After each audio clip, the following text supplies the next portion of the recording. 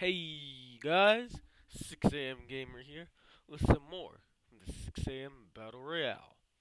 I'm just gonna go ahead and click the next turn button because these turns are taking longer by the day. But yeah, let me just remind you guys of the fronts that are still going on in memory. We got the French versus the Germans. The French are actually selling some more of Britain, so good for them. The Iroquois is still going after the United States of America. Checking on that here. Hiawatha is trying to siege New York. Egypt is only going after Mussolini, and the Sochod are also trying to go after the southern colonies, and at least Montezuma is trying to do something. I mean, it would probably work out better for him if he just built a damn navy, but, you know, such is life. Got the Inca not actually going to war with anybody except, yeah, I think, okay, no, that didn't happen. Okay, alright. I just need to fresh summon something. Eva Peron and Lautaro are still at war. Darius is friends with the Australians. And the big old front that we really need to watch for, well, there's Persia and Assyria. Where Assyria is trying to reconquer Nineveh. After realizing they need to get their ass in gear. And we have Gajamada going up against the Trungs. He now has a much bigger force. But the thing is now Vietnam also has a larger navy. So this is going to be interesting. Ooh, looks like they're going straight for Vietnam's capital, which normally wouldn't work, but Vietnam doesn't have any units like anywhere, so it could. One problem is, I don't know, okay, I need to check Gajamada's tech, because that's what we really need to check in on, because he used to be high on tech. I'm not sure if he is anymore, that or he's just, well, I can't imagine he'd be low on gold. His ability is too valuable. If he just trades away one copy of each of his resources, which he can afford to do, then I can imagine he would have enough gold to upgrade his units. I'm just worried if he has the tech, because he's attacking with warriors and Chris swordsmen, and I'm not sure how good those are at this stage of the game. And that's why I'm a little worried that Gajimata won't be able to pull this off, because I really want him to, honestly. Just because Vietnam's only gotten where they've gotten by selling a bunch of cities, but they're already looking strong, so I kind of want them to be metaphorically put in their place, but, you know. Ooh! That's someone you don't want to see enter the Renaissance era. It's Mehmed II of the Ottomans. Now he's given himself access to that sweet, sweet bombard and his minaret. So he can now finally do his whole snowballing thing and all. That's... Yeah, Vietnam just doesn't want to build a military. Instead, they just make alliances with everybody. They're friends with Siberia and the Murray, who are one of my big... those two are one of my big three. So, yeah. That's suboptimal for Gajimata. But, you know, we'll go ahead and check out all these other fronts. Yeah, this is still happening. And the Shawnee are actually sending a reasonable force down to attack Ben Hoa. I think they got a chance at doing it, but that doesn't mean they will. I'll just say that about it. And, oh my god. Yeah, Mongolia's selling so many goddamn cities. It's kind of ridiculous. In fact, I'd say it's very ridiculous. Okay, now what we need to do next turn, which I forgot to do this turn, is... Oh, there's the peace deal. And, oh, man. Oh, way to go, Germany. Way to fucking go, Germany. See, this is why I like to say there. The Germans captured Leon in the peace deal. Oh, man. Oh, man. Bet on the Germans, my dudes. Bet on the motherfucking Germans. They're going to sell like a city right there, and then they're going to be able to go in on France again. And it's going to be beautiful, man. Oh, yeah. Thing is, like, the thing I like about this BR is I'd be happy to see any Civ do well, because I picked all the Civs. Well, actually, no. Like, I guess Russia and the Yaks, I would be happy to see do well. I'm sorry, I know they're called Yakuti, it's just habit at this point. But yeah. Is Siberia going after Germany? That's kind of what it looks like. Germany needs to sell a city to grab up that aluminum. If they do that, they're gonna have fun in the late game. Also, one thing Bismarck needs is oil. They need themselves an oily boy somewhere. Which I don't think anywhere in Europe has oil. That or just didn't reveal the oil technology, which is biology. I could swear that I did. But it was interesting to zoom around their app and just make sure by finding an oil resource. To be fair, I don't see any oil anywhere, so it could just be that I haven't revealed the oil resource. Let's go ahead and check in on Lay Murray. They're being friends with Egypt. Okay, what the hell? Shivaji wants a piece of the trunks. That sounded very straight, I'm gonna say. Yeah. And Gaja is moving in with some of his forces, but not all of them, which, honestly, if he's running on really low tech, so he just needs to commit. If he doesn't commit to sending all of he's got, then his ass gonna be screwed. Like, yeah, that composite bowman just straight up died. So yeah, the thing about Vietnam cities is they're very well defended. They get bonuses from defending them, and they get a building that makes them more defensive. And they have frigates. Okay, Indonesia's pretty screwed if they don't, like, start building some navy. Because Vietnam is sending a frigate down. And all I see from Mr. Mada is a couple of triremes. Checking it on ocean. Okay. They're up to something. I have no clue what it is. These guys are... This trireme fleet is definitely up to something. The Papuans have privateers, so actually... I'm gonna say... If they wanted to right now, the Papua could challenge the Murray to a war. And not get their ass completely kicked. For one, all the Murray landings over here, and for two... There isn't really... In Papua, like, look at this. You can't stage a land invasion with only this. You just can't do it. Papua's naval supremacy is basically the only thing that could stop the Murray from becoming a great power. But anyways, I want to check the info addict because what's really important is I need to look at Gajah Mada's tech. How many technologies does Indonesia have? Okay, I found them. Ooh, they're first in happiness. Wait, no, world fact book. There you go to Indonesia. Doing good in science and enacted social policies. Okay. We need to see net gold. Yeah, net gold 103. The gold is not their problem. Gold is absolutely not their problem. But I don't know where they have text researched because I'm just terrible. Let's see.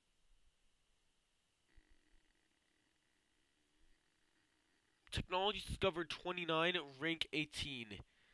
So let's see where that puts them in the world scale. So they found out, I think, 25 techs since we last checked in on this. Alright, technologies. So it's Papua right now leading in science, which I'm somehow not surprised. Palmarta is still doing well. Vietnam doing well. Okay, they're not that far behind. Yeah, they're keeping up with some of the goodies.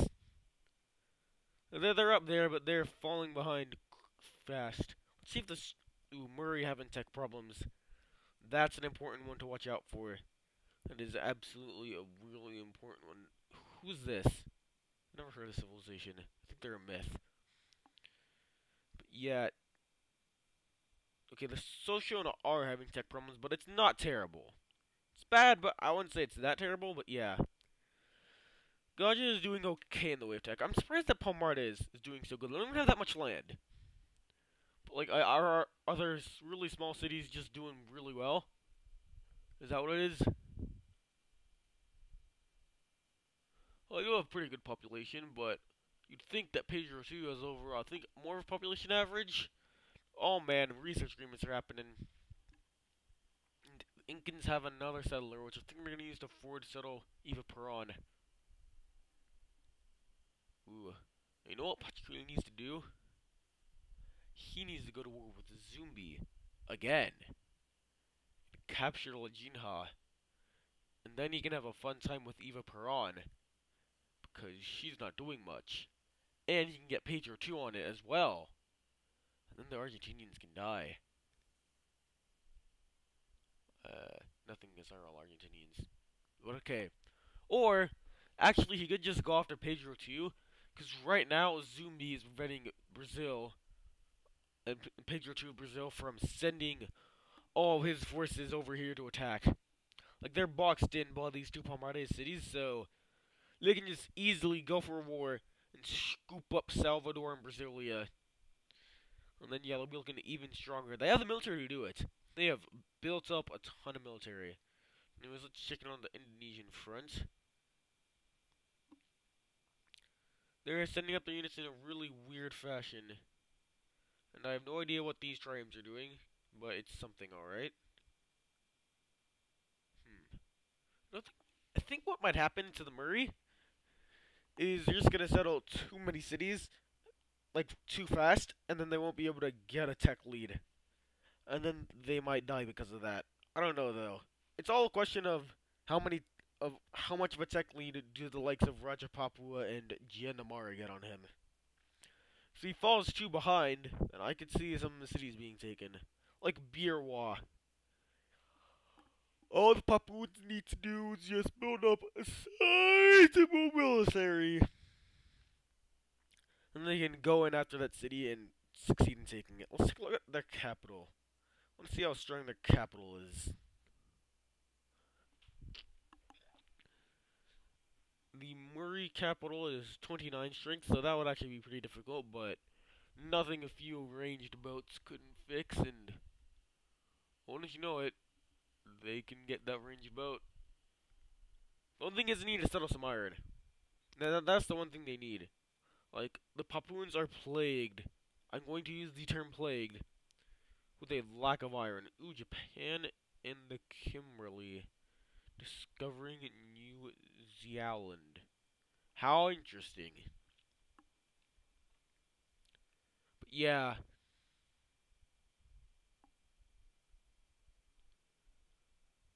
I probably should have, like, spawned in more resources on this map because there's not a lot of them. But yeah, Japan, no, Papua doesn't have any iron, and that's, like, what is holding them back.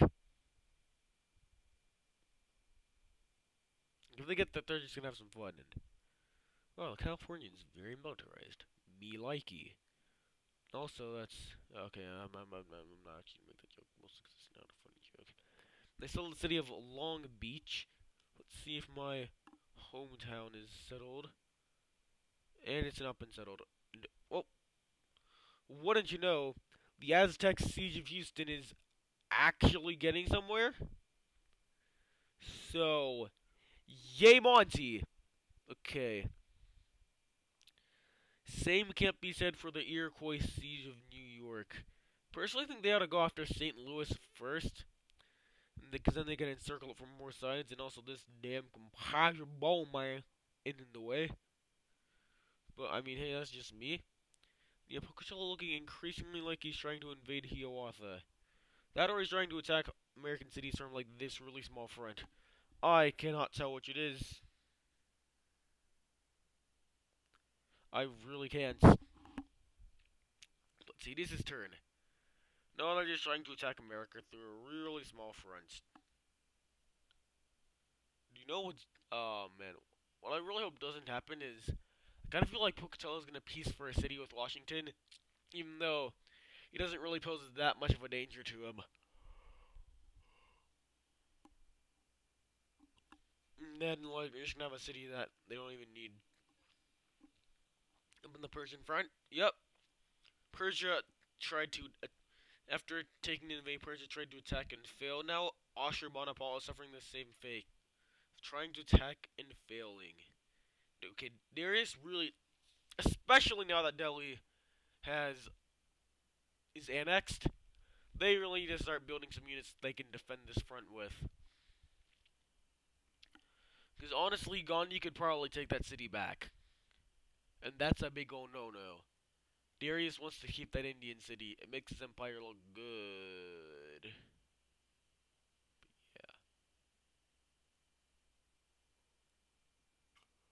I think we'll do a big old info I checked at the very end of this episode. Actually, yeah, that'll happen.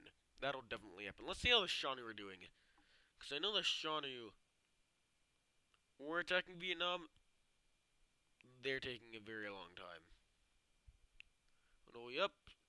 Mongolia still got this big old force here that they're kind of existing with. And okay. So as a plus, not every Indonesian unit is dead. I suppose that's good. But on the negative, Hanoi has not taken any damage. That's bad. I think it's just a question of what text Gaja has. Because he really needs to be upgrading his units. Like, he very much needs to do it. Okay. Okay. So, if you're the Papuans, you gotta declare war on the Murray right now and steal that settler from them. Because it has no reason to be there. Up in your business. And they can't attack you for shite. You've gotta do it. There is no other way. And then, you gotta take these two Murray cities they settled on your home continent. Because they should not be there. Those should be Papuan cities, not Murray's ones. So yeah. Well, hey, that's just a grumpy old man's opinion or something. I don't know. I feel like it's something I heard somewhere. I don't know where. I think that's Darius getting research agreements. Yep, Persia and Germany. I like that alliance. I very much like the alliance and the fact that it doesn't. Oh man. Okay, Maratha's finally trying to settle the tip of India. That's great for them. And wow, Gandhi's city is ridiculous. But I mean, hi, that's just what Gandhi does. They settle really large. They settle cities that are muy largo. That is their thing. Wow, I mean, Empire is looking empty of units. I think they sent all their units, like up here. Nothing won't be able to get them back. And oh man. Okay. So Eva Peron is slowly emerging as the winner. Now all Lautaro has left are his two cities that are on the other side of the Andes. And he has no way of retaking his old cities. So yeah.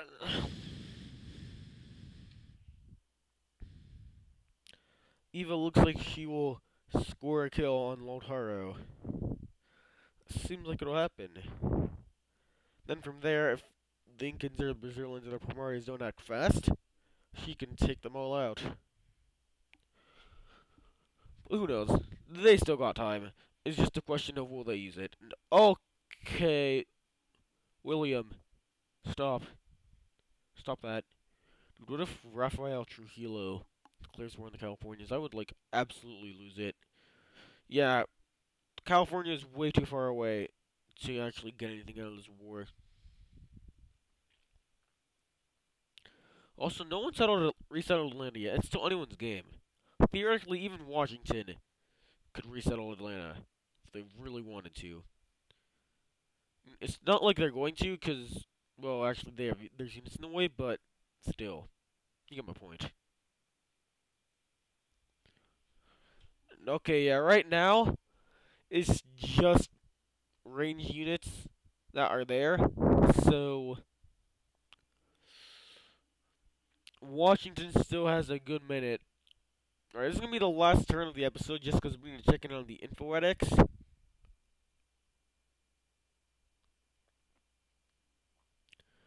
quite sorry that not much is going on, but you know, they can't control these AIs. These AIs are controlling themselves, and they do an okay job so far. But admittedly, I wish they were doing a bit of a speedier one. But such is life. Serious turn goes by, and no recapture. Now, after that front is over, I'll go and check in on it. For now, I want to actually... Okay, what decision I'm going to do? Ooh, they have open borders to Iroquois territory, and they're just going to sit there. I think the Zulu and Congo are at war. Is that correct? And... Oh, man.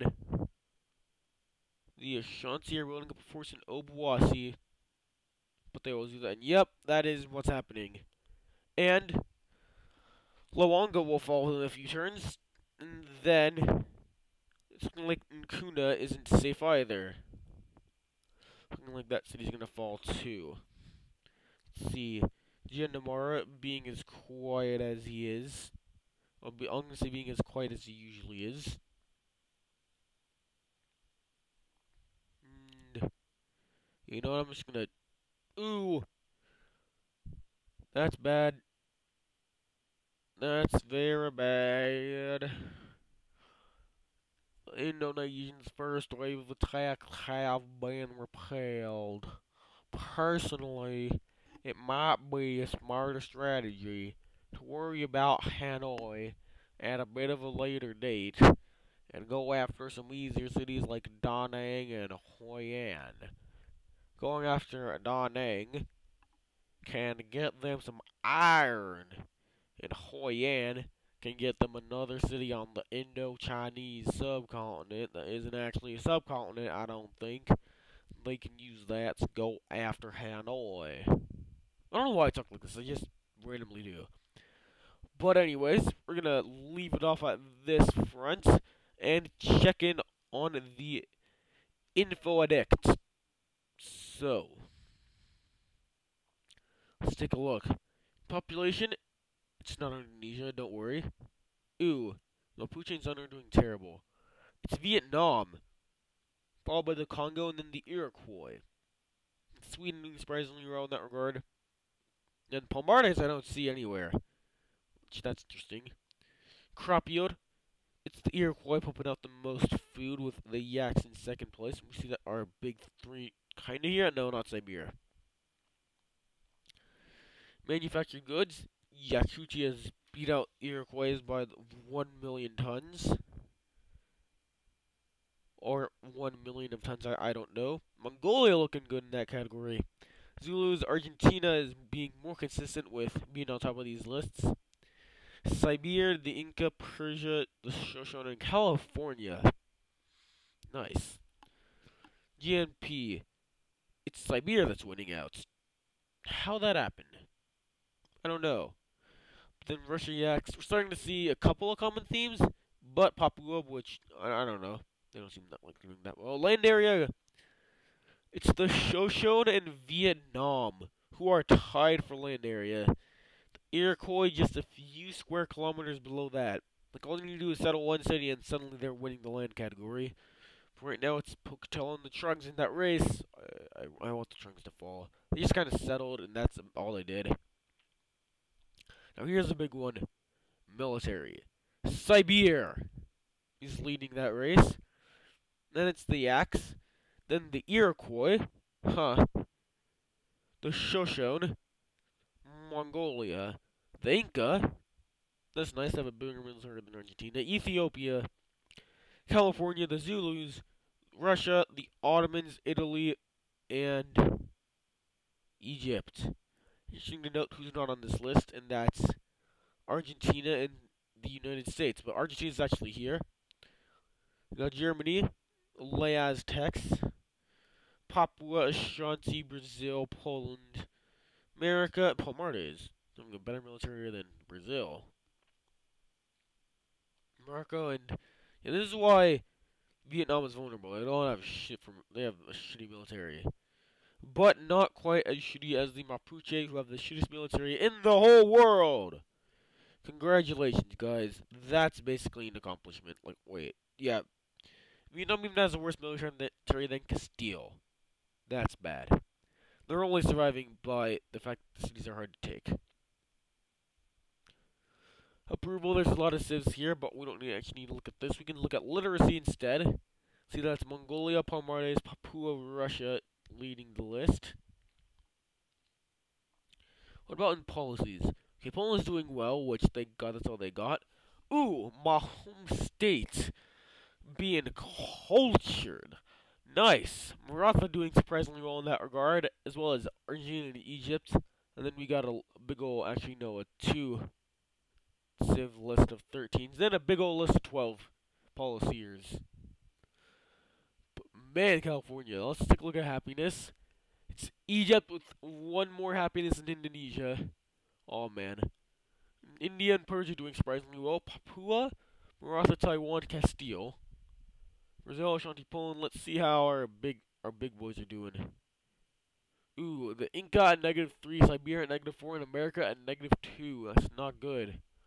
The Murray are gonna have a hard time sustaining any more conquests. The Shoshone, I guess, are doing okay. The Iroquois, they can take a few cities. Yeah, the Incans need to fix that. Like they need to do it. Now let's take a look at Tex. So now the leaders are Mongolia, Palmares, Papua, and Russia, each with 32. Congo at 31, Argentina at 31, Vietnam at 31. They got a big old list of 31s, which is, you can see that for yourself.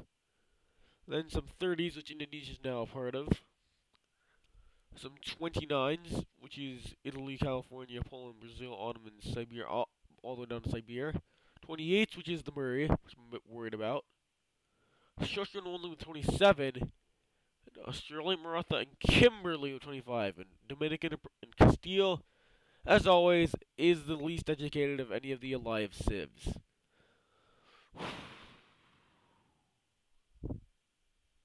That gold? It's not the Shanu, it's not. Ooh. That's not great for Germany. They're losing in coins. Mapuche making 0. Dominican Republic making barely any because they don't have a complex economy. France doing okay. Let's see who's doing the best. It's Siberia, then Vietnam, then Russia, then Papua, Inca, Persia, Egypt, Shoshone, Congo, Yakut, Ethiopia, Taiwan, Ottomans. I think that is. No, that's Indonesia. Iroquois, America. Okay, it's not the Ottomans at all. So let's see who has the most cities. This is an important one. I think it's Mongolia. No, it's the Iroquois with 17, followed up by the Yaks at 16, and Mongolia at 15. Okay, so they were at least in the top 3. And the Zulus with 13. Holy shit. The Incans, ooh, that's important. The Argentinians may have more land, but Pachacuti has more cities. They're densely packed, but hey, it's something. Vietnam, with their good old 10 cities, making them a threat that people want to take down. The Shoshone with 10, America with 10. Persia at 9, and then we got a bunch of niners who are Siberia, California, Ethiopia. I'll scroll down. The Aztecs, Italy, the Murray, Congo, Europe, and then here we start getting to 8 city civs, which are Murray, Congo, Germany, Russia, Ottomans, Shanxi. Then 5 cities are Maratha, Sweden, Taiwan, France, Palmares, Poland, Brazil, Denmark, the Shanu, Egypt, Indonesia, Australia. Oh no, Australia is a 3 city civ, along with Morocco, the Dominican Republic, Japan, Songhai, Papua, Kimberley, Syria, Mapuche at 2 cities, Castilla, India at 1. Oh man. Who is the most sciencey? It is the Vietnams and the Kongs, and some of the civs we're used to.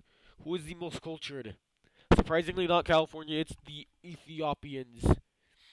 Good for them. They can spread their family dinners with their weird-ass bread all over. I'm sorry if I got that completely wrong. I really am. Wonders, again, Vietnam. Another reason why people want to kill you. Treasury, Siberia, total faith. The Iroquois, faith gain, and not the Iroquois, it's Egypt. Influence, none. Okay, and then this we don't need to look at. But anyways, that was it for this episode. I hope you found it an enjoyable one, because I found it enjoyable to narrate. And I will see you guys in the next one, where stuff will happen.